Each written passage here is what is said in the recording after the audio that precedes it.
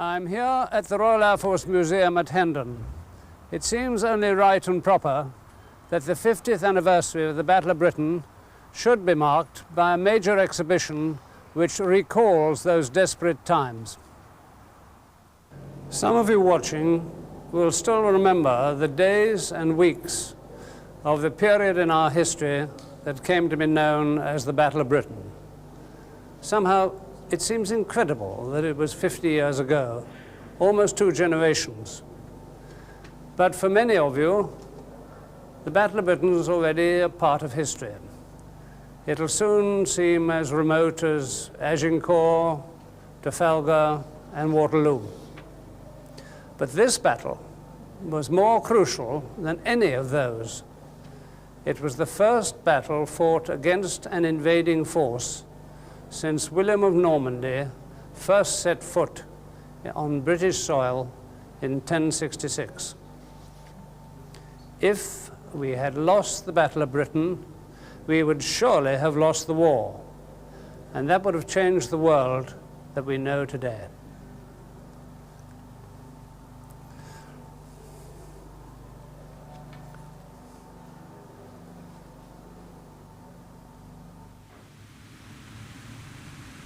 In 1940, it seemed to many that Britain could not withstand the all-conquering might of what was then the most powerful and successful military machine ever assembled. But survive we did, thanks to the skills, dedication, and courage of the designers, engineers, pilots, commanders, and the people of Britain, who provided the much-needed support and encouragement to those in the firing line. But before so great a battle settles into the dusty pages of the history books, we're going to put the record straight. We want to put to rest some of the misleading myths and ideas that seem to have grown up around those momentous times. Air Chief Marshal Sir Christopher Foxley Norris, the chairman of the Battle of Britain Fighter Association. Today, 50 years on, you can still see flying examples of the remarkable aeroplanes that took the brunt of the German aerial onslaught, day after day. The Spitfire became the symbol of the battle. It captured the heart and imagination of the British people, and the elliptical shape of its wing distinguished it from the other fighters of the day. Like the Hurricane, which was really the workhorse of Britain's dogged stand against the most determined of enemies, the Hurricane was responsible for 2/3 of all the enemy aircraft losses during the Battle of Britain. The main fighter adversary was the Messerschmitt 109. Its design was revolutionary in several ways, but it had some faults that were to prove crucial to the outcome of the battle.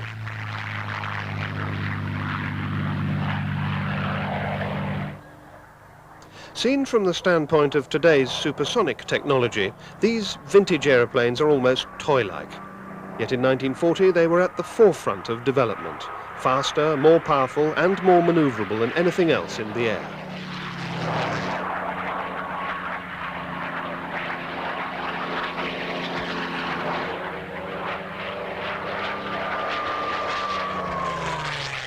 So how was it that an outnumbered British Air Force could repel the already hugely successful Luftwaffe? And what was it that inspired the men and women who fought and gave their lives in this desperate struggle for survival? What sparked the resistance of this small country against an enemy that had already crushed much of Europe in one of the most ruthless campaigns of modern times? An enemy whose nearest squadrons were a mere 22 miles away and heading towards us.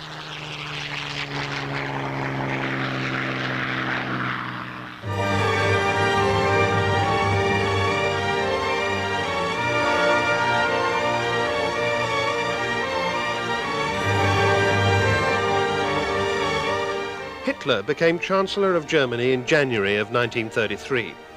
But by that time, Germany was already well on the way to establishing the air power that the victorious Allies had prevented her from building up in the years after her defeat in the First World War. When the Civil War started in Spain 3 years later, in 1936, it gave Hitler the training ground that he needed for his new air force, the Luftwaffe. he dispatched a joint contingent of air and ground forces to help the nationalist leader General Franco in his fight against the communists. This German task force was called the Condor Legion, and the campaign gave the world its first look at the new war machine of the Third Reich. The success of the German tactics in Spain gave Hitler the confidence to embark upon his Greater Germany program, that's to say the absorption of Austria and the breakup of Czechoslovakia and Poland. Germany annexed the Sudetenland in October 1938 under the pretext of protecting the 3 million inhabitants of German origin from alleged Czech ill-treatment. Meanwhile in London, the Prime Minister Neville Chamberlain was back from his negotiations with Hitler in Munich. "I believe it is peace for our time," he said. But his optimism proved unfounded when Hitler invaded Bohemia on March the 14th. When Germany invaded Poland on September the 1st, 1939, Britain and France could see no alternative but to declare war. This they did 2 days later.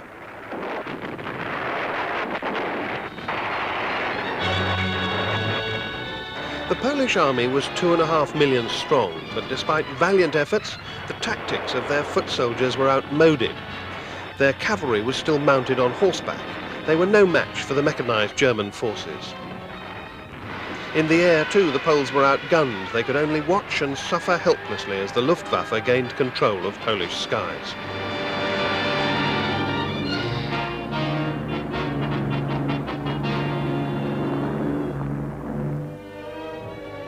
It took the Germans just 18 days to defeat the Poles.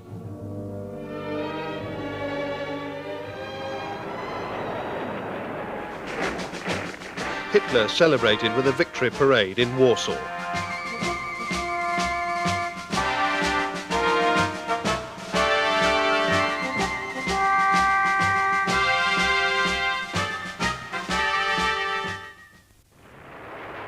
On May the 13th, Germany invaded Holland and Belgium, this time on the pretext of protecting their neutrality. This was the first occasion in the war when paratroops were dropped as part of an invading force. No less than 7 German armies, 1.5 million troops, began moving into position for the next phase, the invasion of France.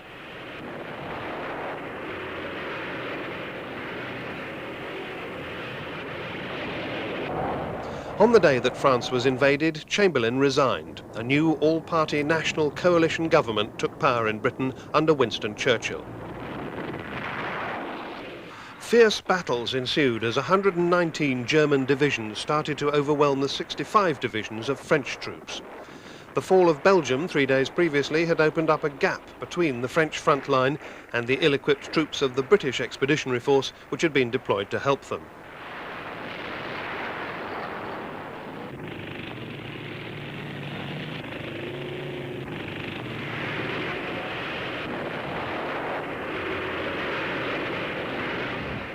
In the Maginot Line, the French had built one of the world's greatest defensive fortifications. When it was attacked, its complex systems performed more or less as they'd been expected to. Big German guns had little effect. But having overrun neutral Belgium, the Germans were able to bypass the line. They avoided it by advancing round its northern end via the border town of Sedan.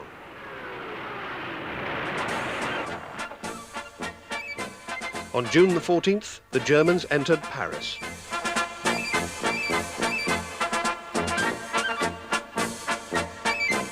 The Führer was able to enjoy a victory parade through yet another capital.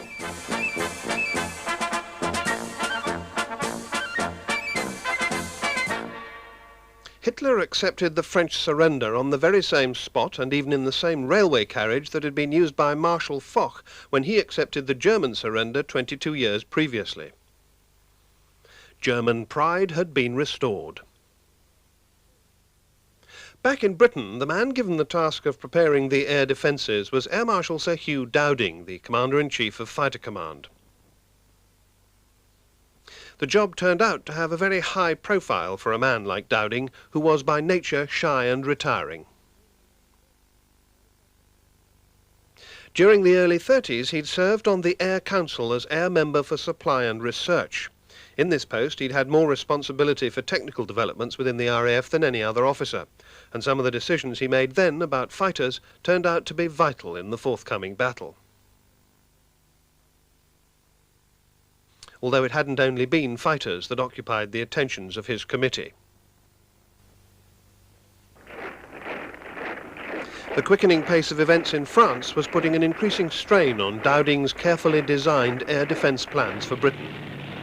As the significance of the unexpected and apparently unstoppable German advance through France and the Low Countries became clear to the War Cabinet in London, Dowding found himself having to dispatch 4 more precious fighter squadrons to join the 6 that were already in France. Frantic requests for more fighters were pouring in from the Belgians, the Dutch, the French and the British Expeditionary Force, and Dowding's worst fears about the frittering away of his forces were being realised. As British and German fighters struggled for air supremacy in the skies over France, Dowding was pressing Churchill to halt the outflow of fighters from Britain. On May the 19th, the British Prime Minister decided that the situation across the Channel was hopeless. He made the unpopular decision that no more fighters could be spared outside Britain, however pressing the need. Dowding's warnings had been heeded. The Germans continued their inexorable advance on the Channel ports. On May the 26th, the evacuation of the Expeditionary Force started, codename Operation Dynamo, but known to most people simply as Dunkirk.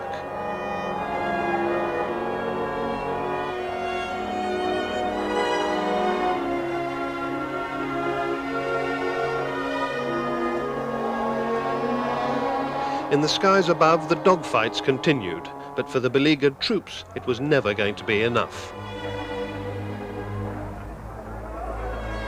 By the time Dynamo was complete on the afternoon of June the 4th, nearly 340,000 troops had been withdrawn in what had been one of the biggest military evacuations ever. But they'd been forced to leave all their equipment behind, including precious spares for Dowding's fighters. During the evacuation, the RAF flew more than 3,500 sorties. Some were by bombers and reconnaissance aeroplanes, but the majority were fighter sorties. 98 Spitfires and Hurricanes intended for the defence of Britain were lost. But the Luftwaffe also paid a high price. Some 200 German aircraft were destroyed and 300 aircrew died.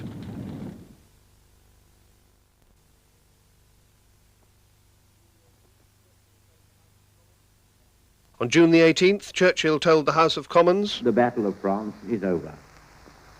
The Battle of Britain is about to begin. Upon this battle depends the survival of Christian civilization. Let us therefore brace ourselves to our duty.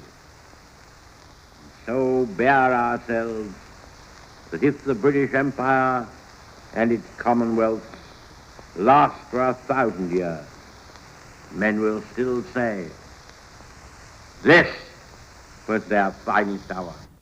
8 months before, Hitler had planned an air and sea blockade of Britain to follow his victories in Belgium and France. But few of his high-ranking officers relished the prospect of operating in waters controlled by the Royal Navy. The German Navy thought an invasion of Britain should be a last resort. The army chiefs, though, were more optimistic. If the Navy could get the troops across and the Luftwaffe could protect the beachheads, the army would be able to crush any resistance from British ground forces.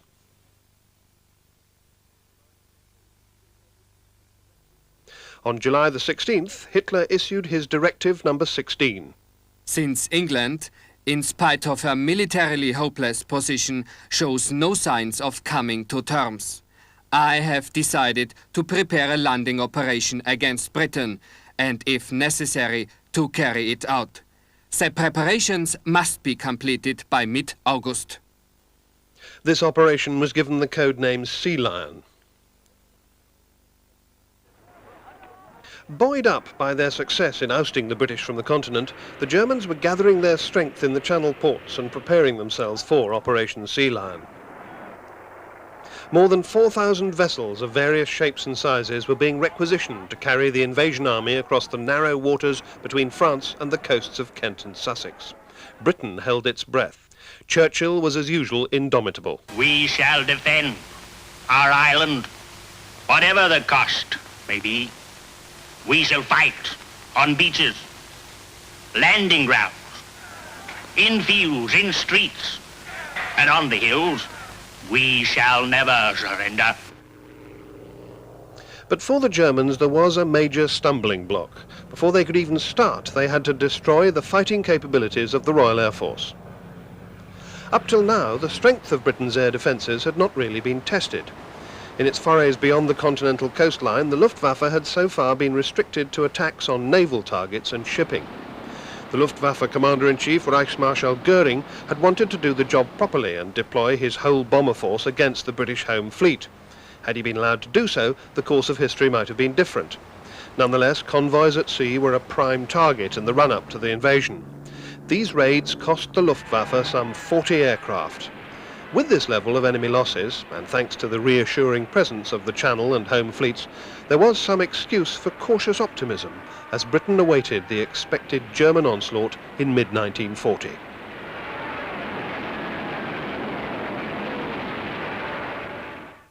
It was perhaps just as well that the ordinary man and woman in Britain was not aware of the full extent of the threat. The Luftwaffe had amassed 3 great Luftflotten, or air fleets, with a total of about 3,500 aeroplanes. The smallest fleet, Luftflotte 5, under General Hans-Jürgen Stumpf, was based in Norway and Denmark. Western France was the base for Luftflotte 3 under the highly experienced Feldmarschall Hugo von Sperler. He had led the Condor Legion in Spain and had already overseen the defeat of the French Air Force in his present post. Luftflotte 2 was commanded by Feldmarschall Albert Kesselring, and its bases were in the Low Countries, northeastern France and northern Germany. In all, the 3 Luftflotten possessed some 2,700 aeroplanes for their operations against Britain, nearly 1,600 bombers and 1,100 fighters. This massive force was to be the agent of the Adlerangriff, the Eagle attack, which was to pave the way for Operation Sea Lion by disposing of the RAF. In fact, if Adlerangriff went as planned, Sea Lion would be almost a formality.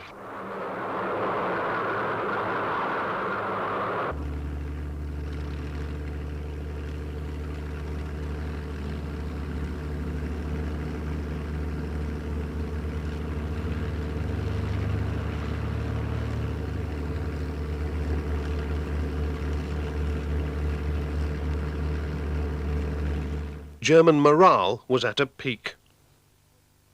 Against this enormous threat, Dowding's fighter command stood about 800 strong. But about 100 of those were Blenheims, and the Blenheim could not hold its own against single-engine fighters, and it was soon diverted to night fighting duties. So it was that some 700 Hurricanes and Spitfires would have to withstand the 2,700 aircraft of the Luftwaffe. But things were not as bad as those figures might suggest. For instance, without their fighter escorts, the Stuka dive bombers were sitting ducks against the Hurricanes and Spitfires.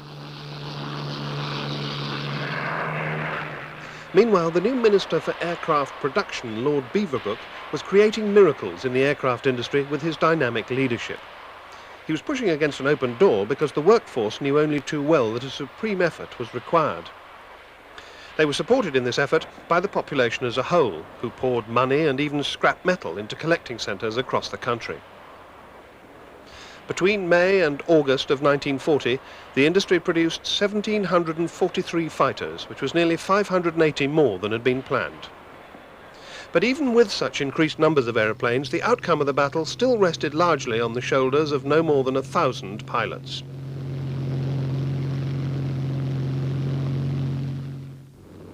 The British squadrons would still not have been able to withstand the onslaught had it not been for the added support of men from around the Empire and of the blooded but unbeaten men in unfamiliar uniforms who'd escaped from their own overrun countries to continue the fight. Together with 58 pilots from the Fleet Air Arm and volunteers from the United States, these men arrived fully trained and ready for action. In all, pilots from 13 countries outside Britain joined the RAF men. But these weren't the only pilots who were helping to take the strain off the RAF. Women were not allowed to undertake combat roles, but that didn't stop them doing delivery flights. Men also who were for some reason unfit or too old for combat duties joined the Air Transport Auxiliary, the ATA, whose job it was to deliver aeroplanes from factory to squadron. By the end of the war, these ancient and tattered airmen, as they called themselves, had delivered no fewer than 308,000 aeroplanes. All over the country, women were taking over the support duties that had been performed by men. For the Air Force, they wrestled with the huge, unmanageable barrage balloons. On the railways, they heaved on great signal box levers. Their courage matched that of the men. These three WAFs, members of the Women's Auxiliary Air Force, were awarded the Military Medal: Sergeant Elizabeth Mortimer, Sergeant Helen Turner, and in the middle, Corporal Elspeth Henderson, who was later commissioned. The Military Medal is awarded for individual acts of bravery in the course of military duties. And as for the pilots, what of them? When Churchill coined his unforgettable words, "Never in the field of human conflict was so much owed by so many to so few," he ensured that they would forever after be known as the few. But they were a varied bunch. Some had been carefree undergraduates of the university air squadrons in the 30s. The Poles, on the other hand, showed their almost obsessive hatred of the Germans when in the crucial month of September one of their squadrons shot down more German aircraft than any other.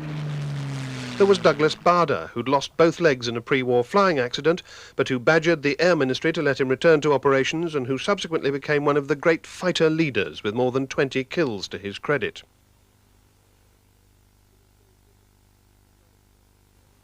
There was James Nicholson of 249 Squadron, who delayed bailing out of his burning Hurricane until he'd shot down a Messerschmitt 110 which appeared in his sights. He became the only member of Fighter Command to be awarded the country's highest gallantry medal, the Victoria Cross.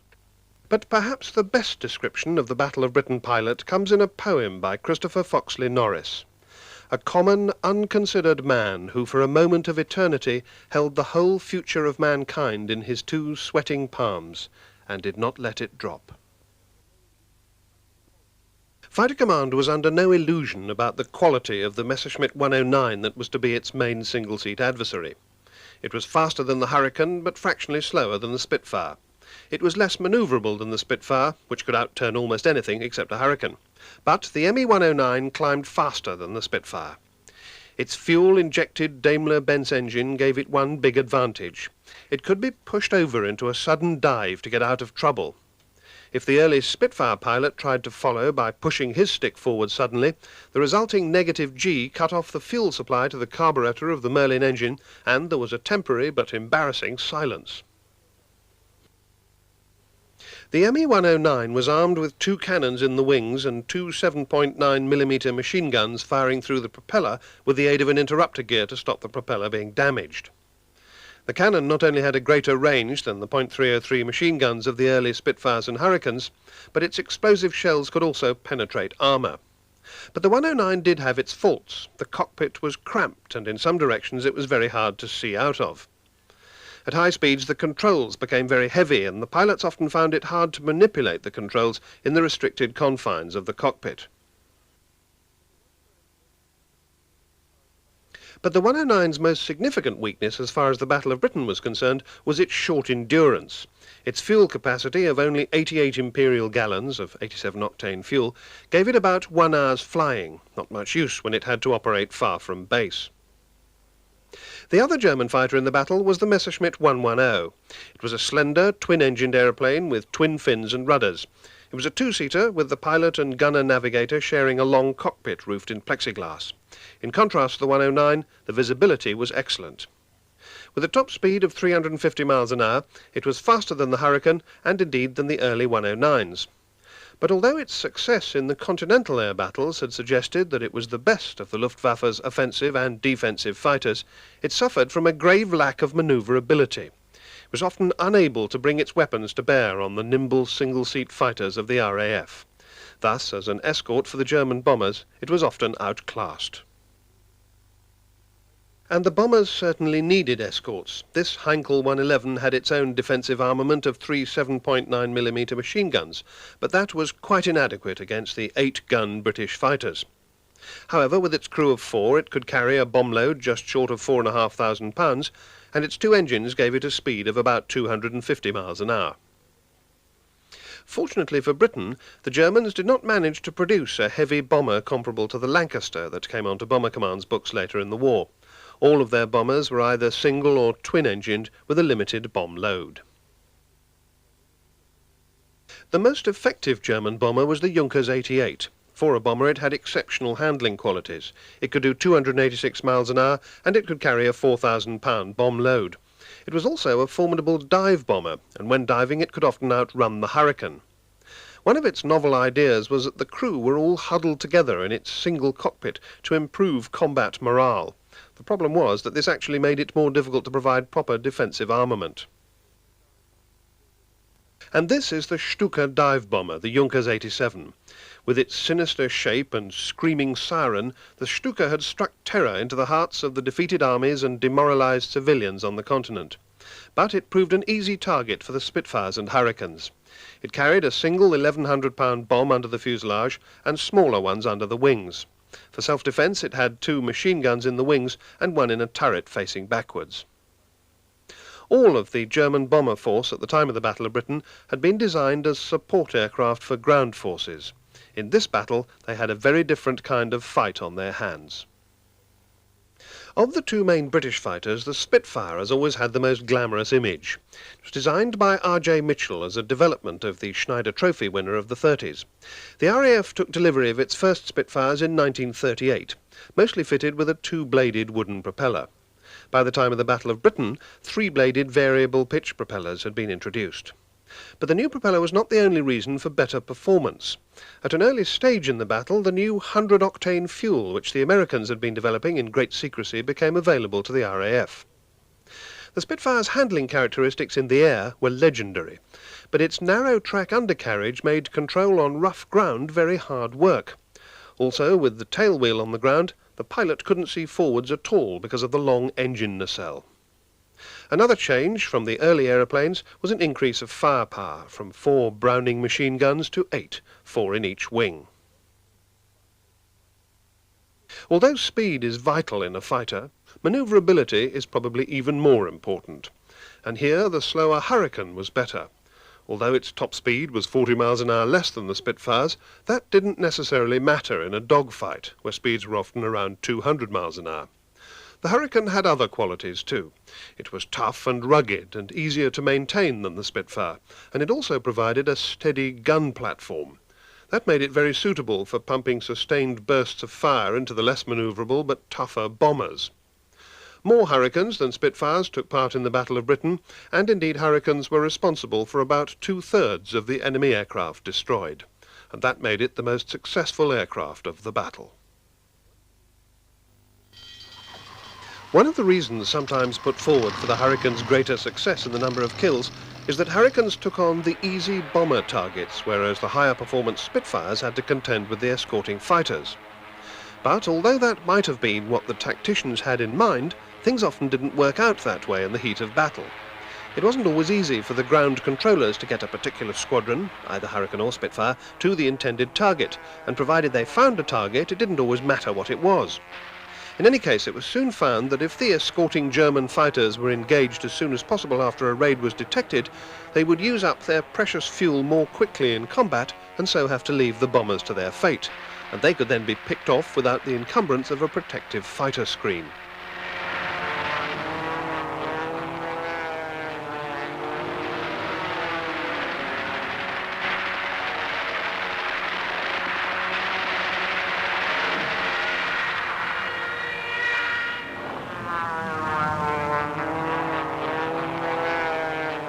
A major disadvantage for the German aircrew was that since they were fighting over Britain, any of them that bailed out were almost certainly captured and put into a prisoner of war camp.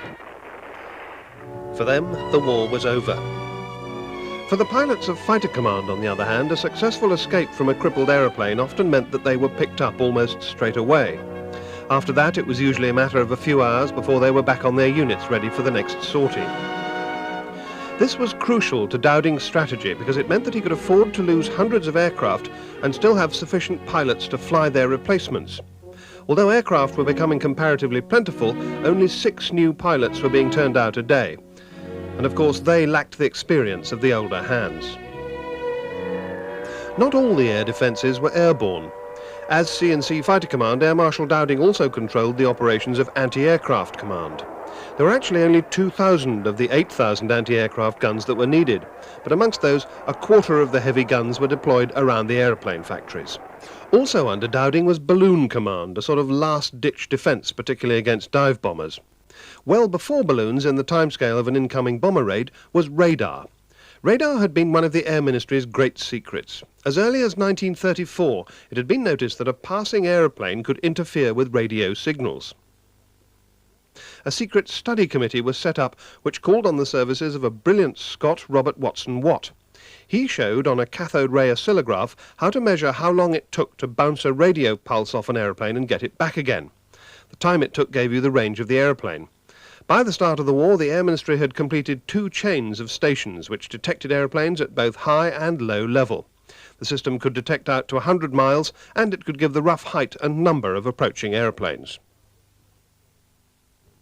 Radar was high technology. This was anything but it was effective. By mid-1940 there were 31 observer corps groups in Britain, and each group contained up to 50 observer posts like these. The observers themselves were volunteers. They would stand in all weathers on hillsides and the tops of buildings and report by telephone the movements of every aeroplane they saw or heard day and night. They reported to their groups and through them to the Fighter Command Ops Room at Bentley Priory. Here their information was combined with the radar plots and presented to the fighter controllers on the huge map table. The efficiency of this whole raid reporting and fighter control system was the key element that conserved the strength of Fighter Command throughout the long summer of 1940. By locating and tracking incoming raids, it avoided the need for standing patrols that would have tired the pilots, used up vital fuel reserves, and reduced the number of aeroplanes available to counter any particular threat. This was one of those 31 observer group ops rooms which, like the observer posts, were largely manned by civilians. All the information from these ops rooms and from the radar plots would come to the filter room at Bentley Priory. There it was analysed and passed out to the appropriate fighter group headquarters. Apart from this, the role of Fighter Command and its Commander Air Marshal Dowding was essentially strategic. It was the groups who would scramble squadrons or whole wings of fighters and, through their sectors, the next layer of operational control, talk directly to the pilots in their cockpits in order to direct them onto their targets. The southeast corner of England, including London, was covered by 11 Group. 11 Group headquarters was at Uxbridge, and it was commanded by a New Zealander, Air Vice Marshal Keith Park. 11 Group, with its pivotal position, had more squadrons than any other group, and Air Marshal Park was the man in charge of more of the tactical battle than any other commander. This imposing mansion was his administrative headquarters, and his operations centre was 60 feet underground. Nowadays it's preserved as a tribute to the vital work that went on here.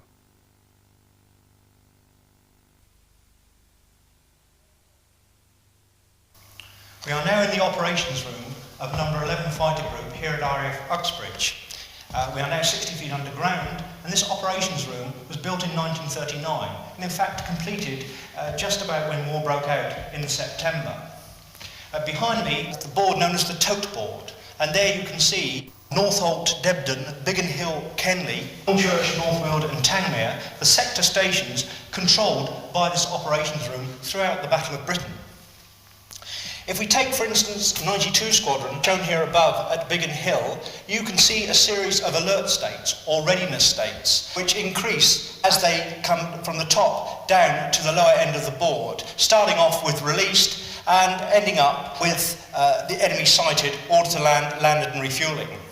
You can see on the board a series of coloured lights. Each light represents a section of aircraft, and there were 4 sections to each squadron. The squadron itself broken down into A and B flight, and then these 4 sections. And they were coloured to represent red section, yellow, blue and green section. Here they're shown under the readiness state, detail to raid, meaning they were actually formating on the area where the enemy aircraft were crossing into. When the aircraft were actually in combat, the lights would change to red, and that would indicate that that squadron was actually in combat.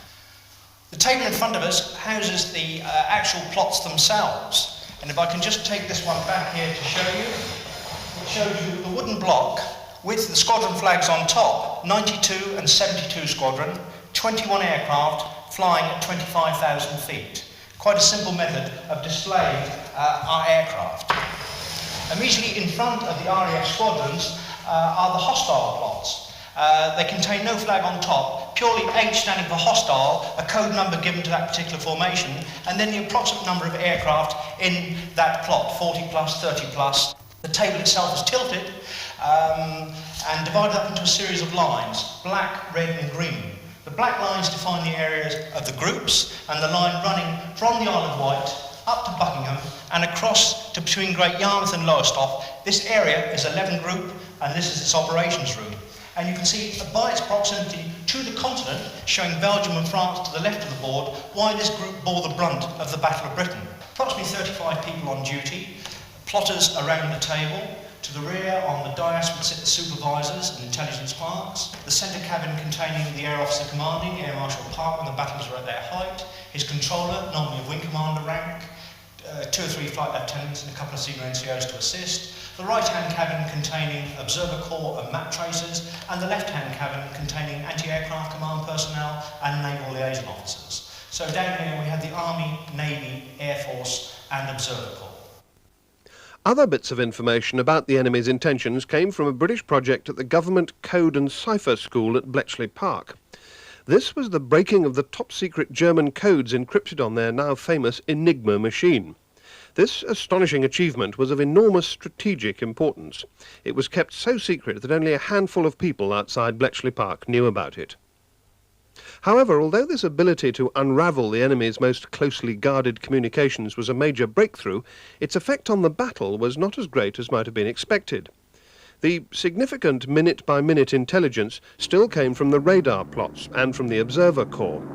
This remained the essential tactical raw material on which the vital battle decisions were made about the immediate deployment of the defending forces against the incoming raids. But that information could not provide longer-term predictions, such as the pattern of a whole day's enemy operations. This was where the decrypted Enigma messages might have been expected to provide vital clues. But, as it happened, the sort of information coming out of Enigma was too vague for immediate operational use. In any case, although Dowding was receiving anything that the intelligence centre considered important enough, he did not have direct access to all the raw Enigma decrypts until October, when the battle was virtually over. In light of this, Dowding's judgment is shown to have been even more remarkable, since he made his strategic decisions without the benefits of the long-term forecasts that many historians had thought he had access to. Up till July, most pilots had done more waiting around than fighting, but July became a month of gradually increasing skirmishes as the Luftwaffe probed and tested the British defences. As the clouds and thundery rain cleared on the morning of July the 10th, the first large-scale attack was starting. It was the first of the many attacks on shipping which preceded the raids on the mainland of Britain. Off Dover, Stuka dive bombers attacked a convoy codenamed Bread.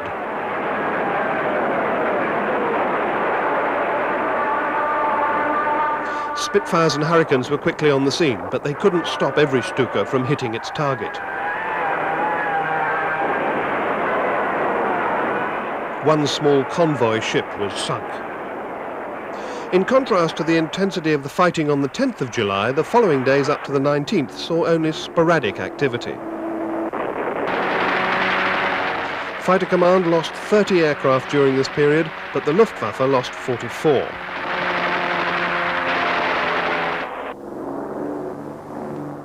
On July the 20th, a German raid on shipping and naval targets off Dover took in the port and other ground targets in the Dover area.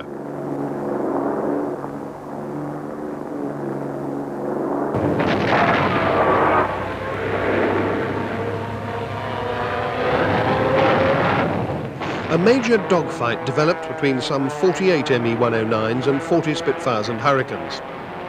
Already important lessons were being learned. The earlier battles had shown up the vulnerability of the Stuka bomber, and also of the twin-engined Me-110 fighter. More importantly, though, it had become clear that the Hurricane could match the Me-109 at normal combat height. 9 days later, Dover came under attack again, and the anti-aircraft guns opened fire. In accordance with Royal Navy policy, the land-based gunners opened fire on any aircraft thought to represent a danger.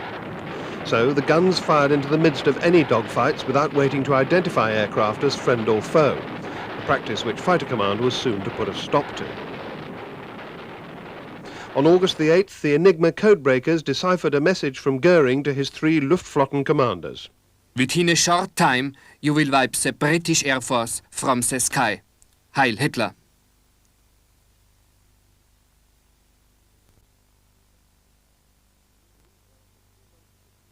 It seemed that after 2 months of suspense, the real battle had at last begun.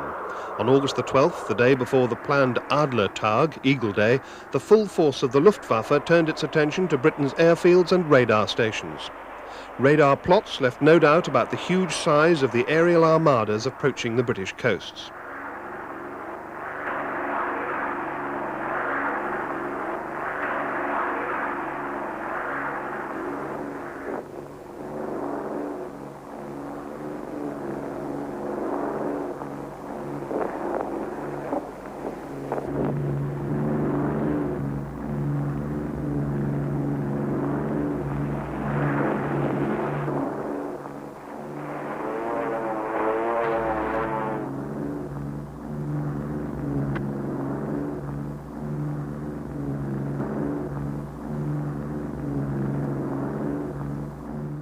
"11 Group took the full shock of the initial assault. On airfields all over southeastern England, pilots dashed to their waiting Hurricanes and Spitfires. 11 Group's order of battle on that day consisted of 13 squadrons of Hurricanes, 6 squadrons of Spitfires and 2 of Blenheims.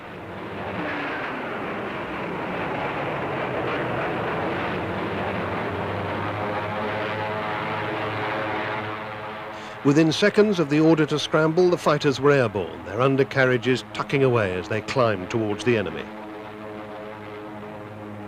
Whatever the pilots had been warned to expect, the first sight of a massed Luftwaffe formation must have been truly daunting.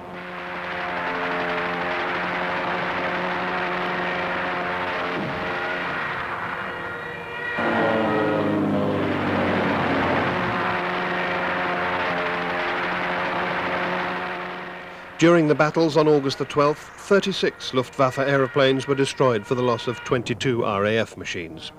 11 Group operations were not seriously affected by these losses.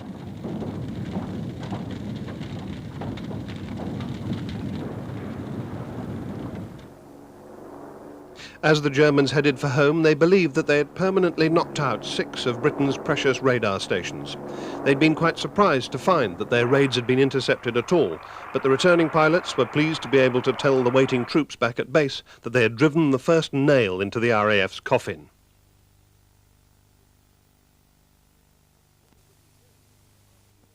What they didn't know was that apart from the Isle of Wight station, all the other radar stations would be back in action the next day. In fact, that next day, the 13th, should have been Adlertag, but it had been postponed, although many crews setting out in the morning didn't know that. As they assembled in their formations, they must have believed that they had everything going for them. With the radar out, as they thought, the Luftflotten expected to approach their targets undetected. Not only that, but their intelligence reports were telling them that the British fighter force was so weakened that it had no chance of defending all of southeastern England. The plan was to probe the defences all the way from Southampton to Southend and find the weak spots. There weren't any. Those crews that did manage to breach the defences dropped a few bombs, but at very high cost to themselves.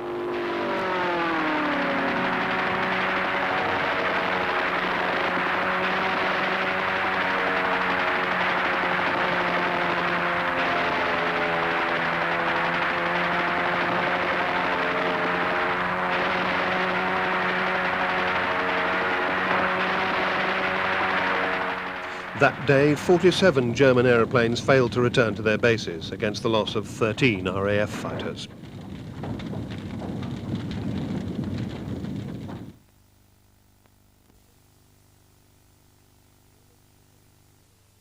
The Germans continued to make key miscalculations. Although no one in Britain knew it at the time, August the 15th was to decide the outcome of daylight battles over the United Kingdom.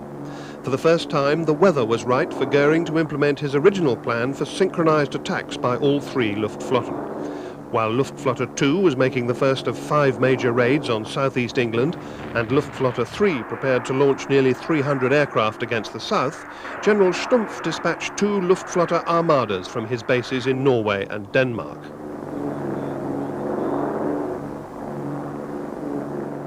The first formation was picked up on the flickering screens in the darkened radar huts when it was still nearly 100 miles from the British coast. As the signals appeared to indicate about 30 enemy aeroplanes, 72 Squadron at Acklington had no hesitation in launching their attack without reinforcements. But the Spitfire pilots didn't change their minds when they made contact and found that there were actually about 100 Heinkel 111s escorted by around 70 Me-110s.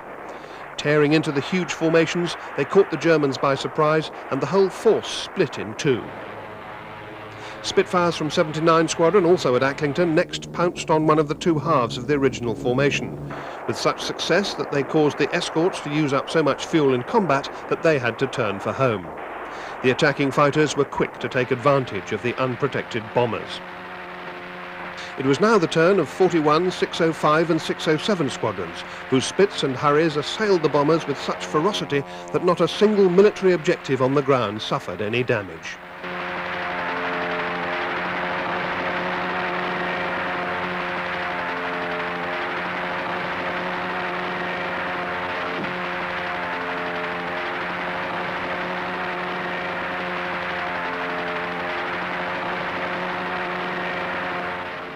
Luftflotte 5's second raid was hardly more successful. They had assumed that most RAF squadrons would have been pulled away to reinforce the beleaguered south, leaving them a clear path to their targets. Instead, they found 4 fighter squadrons waiting for them as they headed for Scarborough.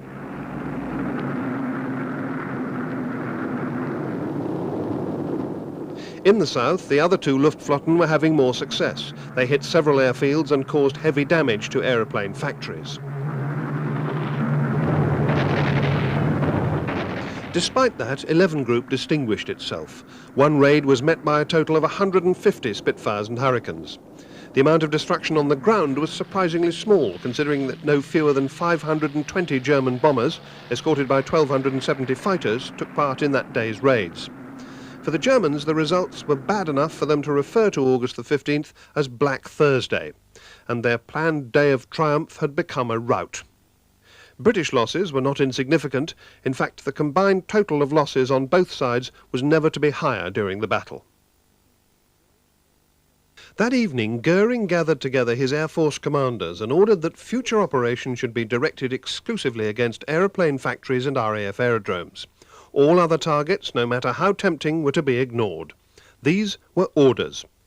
At the same meeting, he remarked upon the difficulty of knocking out radar stations, and he said he thought there wasn't much point in continuing to attack them. This was interpreted as another order, and little more was done to reduce the ability of the British radar to track and monitor incoming raids. This misunderstanding turned out to be a major error.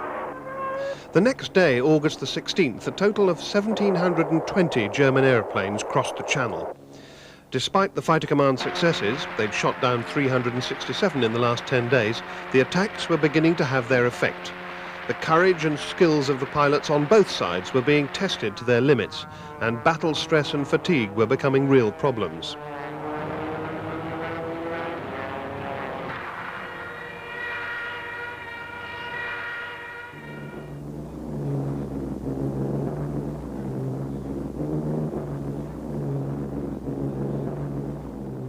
Between the 19th and the 23rd, heavy cloud prevented the Luftwaffe from launching any major attacks, and the RAF gained a much-needed breather. But on the 24th... Northolt, Kenley, Biggin Hill, Hornchurch, North Weald, Debden. Will you warn your controller that this looks like yet another attack on airfields?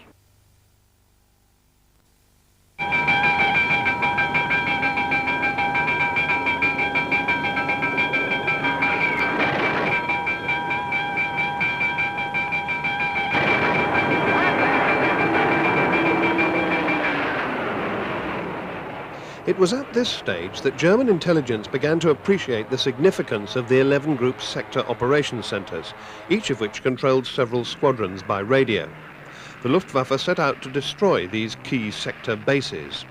Kenley, North Weald, Debden, Hornchurch, Biggin Hill all came under determined attack.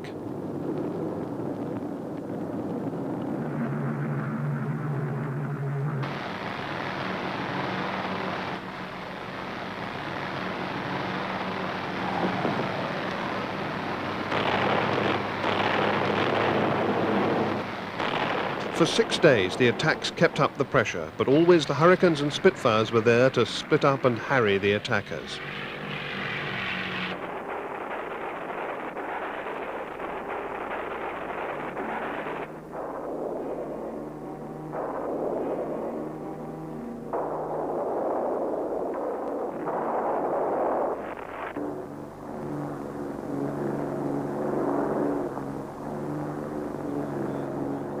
During this period, 1,000 aeroplanes a day were being launched against targets in Britain.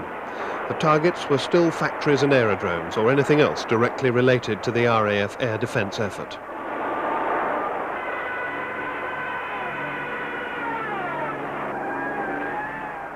That all changed on September the 7th. That day, the 1,000 aircraft attack headed not for the airfields, but for London. With one target rather than many, the attacking formations covered 800 square miles of sky.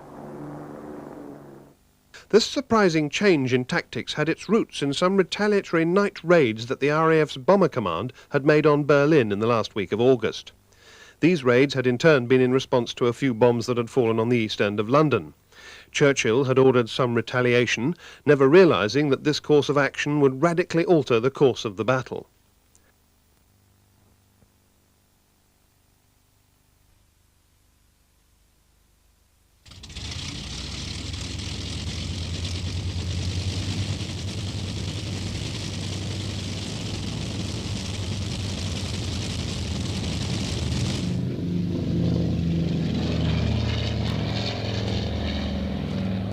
Some 80 Wellington and Hampden bombers had intended to attack industrial targets on the outskirts of Berlin, but failed to do so.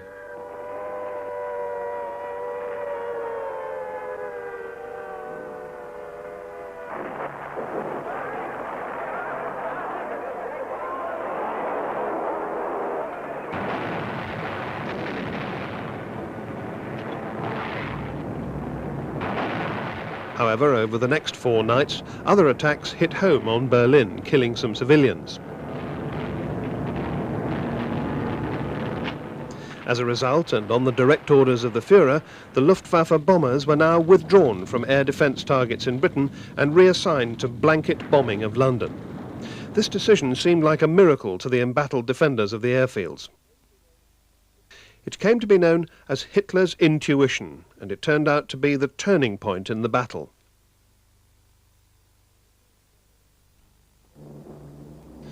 On the first day of this new offensive, huge formations of bombers, heavily escorted by fighters, attacked the arsenal and targets along the Thames.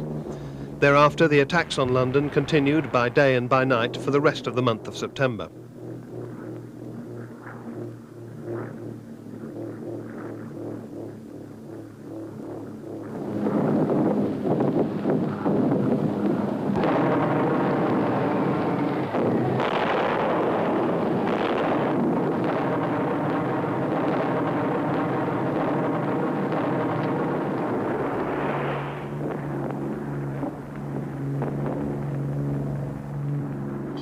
Fighter Command's fierce resistance continued, but it had as yet little capability of shooting down aircraft at night. This was something that was only to come later with the development of airborne radars.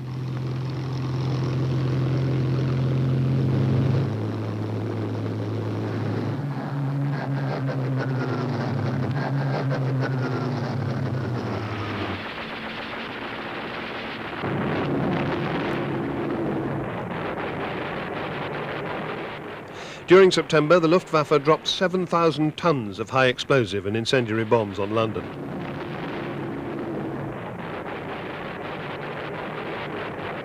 The 15th saw the climax of the Battle of Britain with the biggest ever raids on London.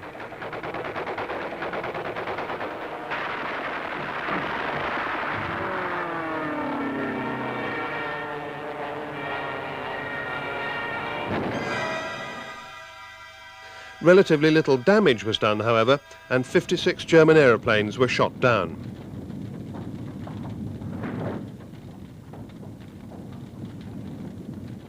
September the 15th has since come to be known as Battle of Britain Day.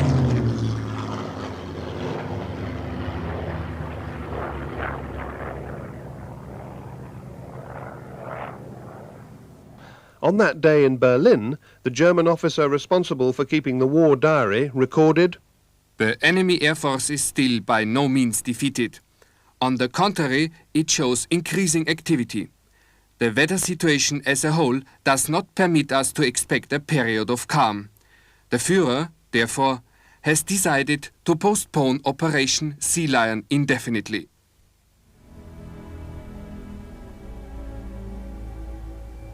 Although no one in Britain realised at the time, the battle had been won and the United Kingdom would never again come so close to being invaded. Bombing raids on London did continue for some time, destroying vast areas of the capital, but achieving little of military significance.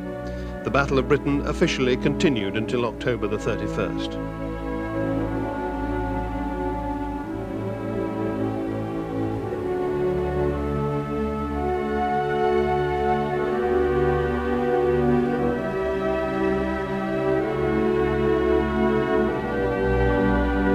The battle had achieved something perhaps unique in British history.